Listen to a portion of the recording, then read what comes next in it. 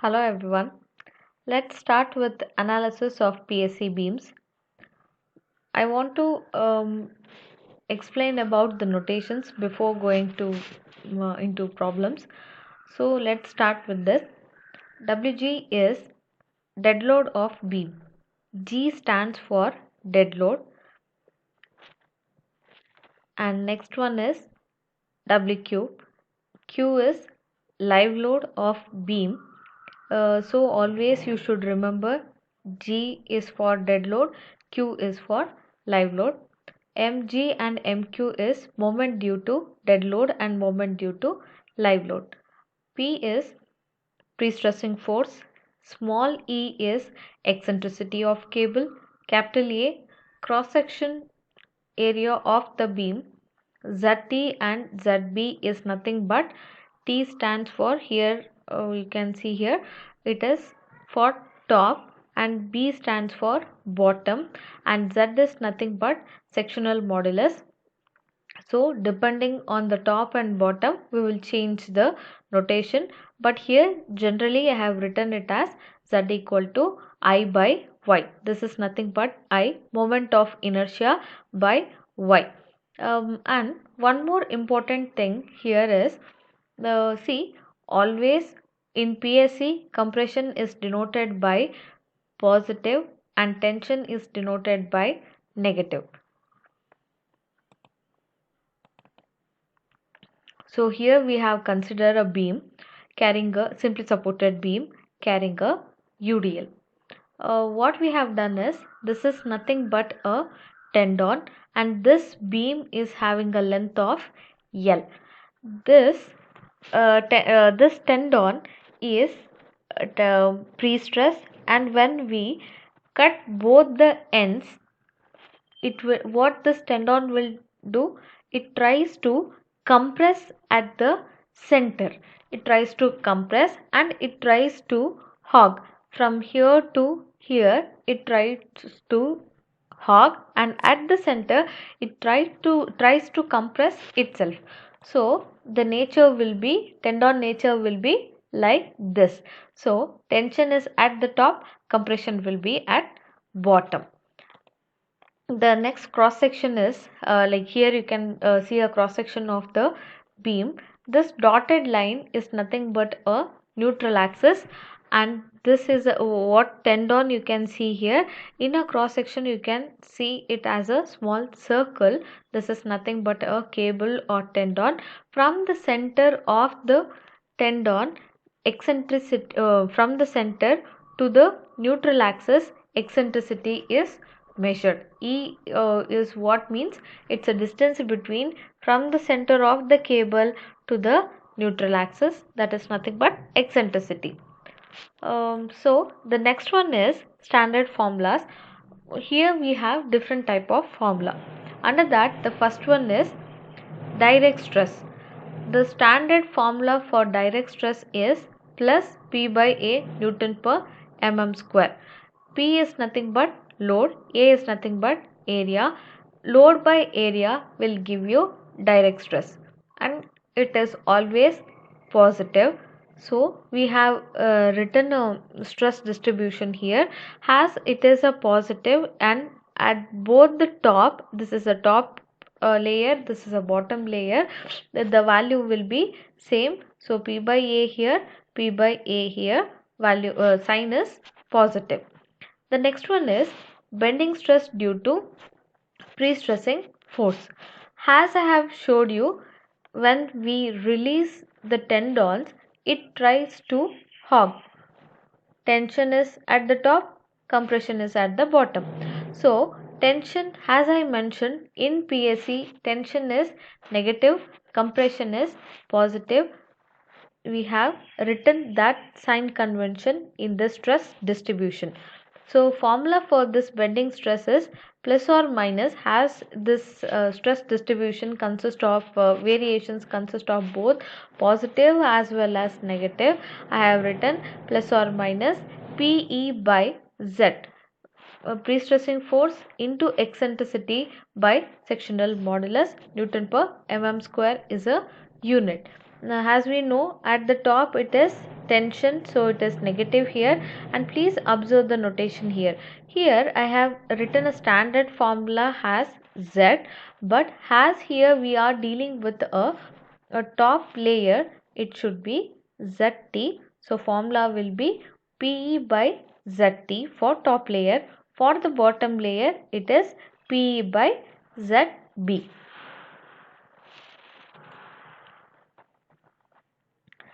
Next is bending stress due to dead load. Here you can wonder, or you can question me that why this is here it is positive, here it is negative. Here when dead load is there, some weight is there on the beam tries to sag itself. It tries to sag here. When we have a load here, what will happen to this beam? It tries to sag itself.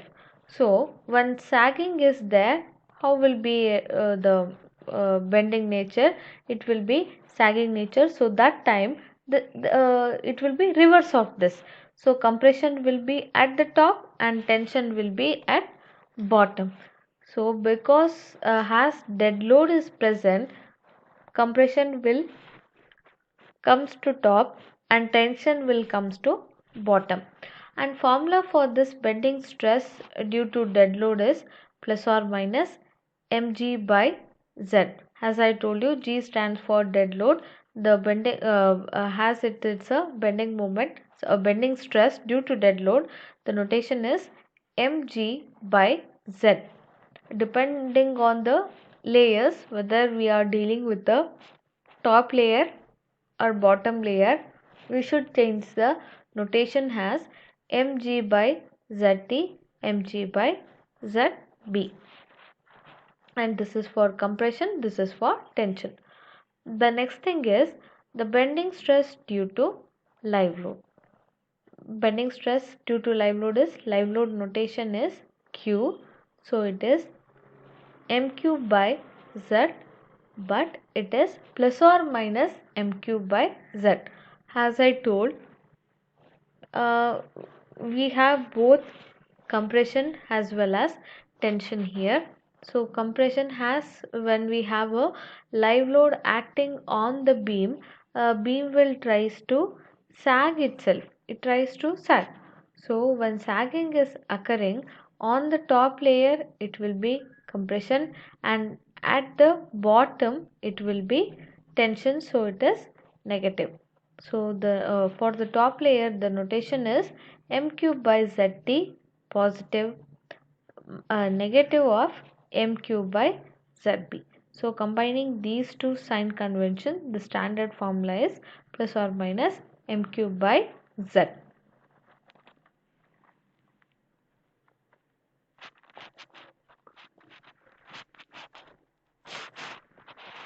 The next one is top layer stresses. What it means is, but here we should add all the stresses occurred in occurred due to different formulas, and it depends on the layer also. Here if we have top layer, we should add all the top layer formulas at once. Next, if we have the bottom layer, which whatever sign convention we have got, with respect to that we should write all the sign convention and the formulas. Then this is nothing but a resultant stress distribution. When we add all these stress distribution, what will be the resultant stress distribution? So the next thing is, you can see here, it is as I told, as we have for all different four formulas. The first one we are dealing with F superior. F SUP is nothing but F superior. F superior stands for summation of all the stresses in the top layer. F inferior stands for summation of all the stresses in the bottom layer. So let's go back to the previous slide. See, this stress distribution either it may be a top layer or either it may be a bottom layer, the formula and the sign convention stands still. It doesn't change at all. So for top layer also you should take it as plus P by A. For bottom layer also you should consider it as plus P by A. See here, in F superior it is plus P by A. In F inferior also it is plus P by A. Next one is bending stress due to pre-stressing force. At the top layer, what is the sign convention?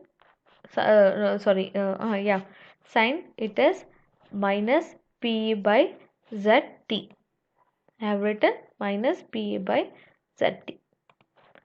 The third one is at the top layer it is plus MQ by ZT. Here it is MQ by ZT.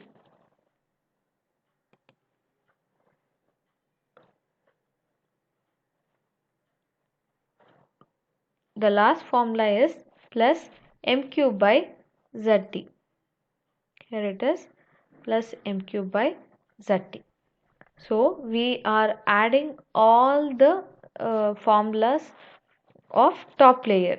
So this is a standard formula. Always you should remember, if it's a F superior, then you should mention that as F superior formula is plus P by A minus PE by ZT plus PG by ZT plus PQ by ZT. And one more important thing is, if it is a top layer, as you know, we should write F superior. But this also should be remembered. Don't get confused or don't forget it. For the top layer, it should be always be a ZT. Okay. The next one is for the bottom layer stresses. For the bottom layer stresses, at the bottom it is plus P by A. The next one is bending stress due to pre-stressing force. Bending stress due to pre-stressing forces plus P by ZB. See here, the first one is plus P by A.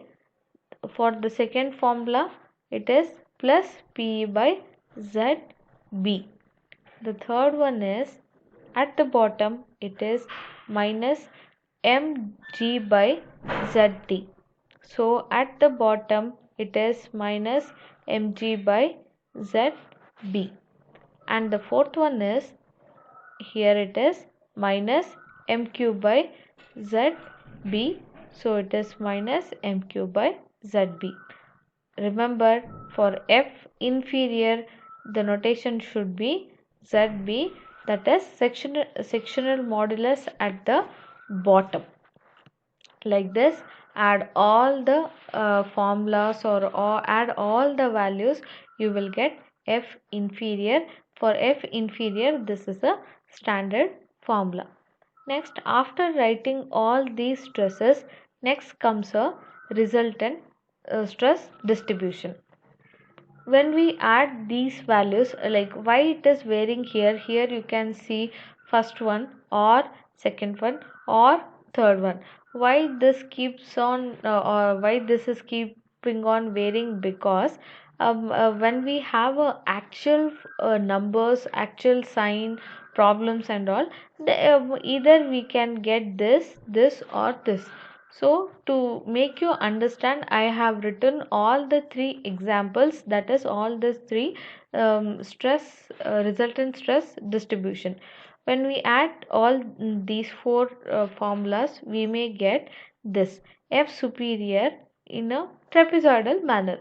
That is, if F superior value is more and F inferior value is less, the variation will be like this. The next one is F superior plus F inferior. Here again, F inferior it can be 0, but in F superior it can be more value. So this value should be linked to this. So draw a line, you will get a triangle variation. The next one is next and the final one is, there is a triangular variation on both the sides for f superior and f inferior. Has f in superior may be great, may be more, we are writing more value here, and as f inferior is less, we are writing a small line here. Then join these two, just check the beam whether it's a simply supported or sorry yeah whether this beam is having a your load or it is not having. So this will be a positive, this will be a negative. So this is what we do in analysis of PSC. In problems we will take all these formulas, whatever we have studied, these formulas are very important, keep it in mind.